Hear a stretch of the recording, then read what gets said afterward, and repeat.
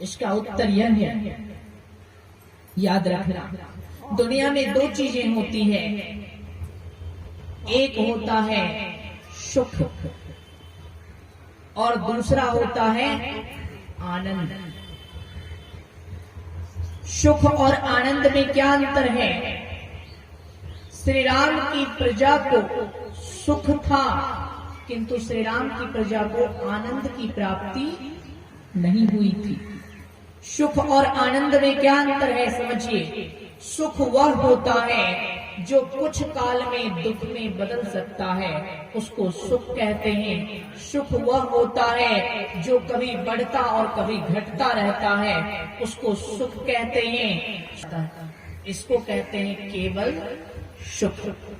सुख एक जन्म का होता है, एक जीवन का हो सकता है, परंतु अनंत जन्मों और अनंत जीवनों का नहीं हो सकता। इसको कहते हैं सुख।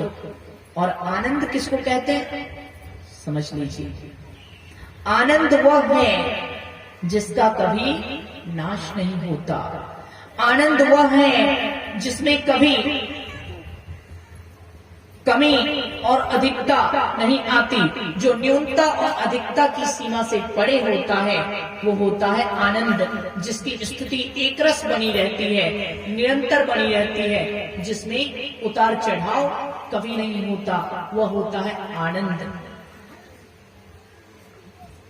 आनंद वह है जो शीघ्र से प्राप्त होने योग्य है। सुर दुर्लभ शब्द, यह साधनों का घर और मोक्ष का सहज द्वार है।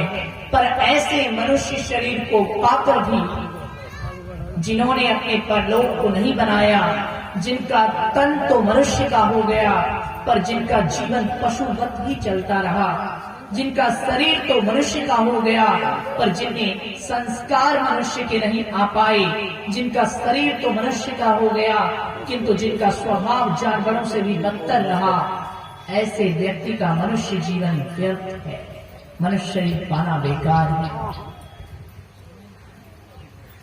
जीवन में आकर क्या करना चाहिए? दैवीय गुणों को अपने अंदर जगाइए, जागृत कीजिए।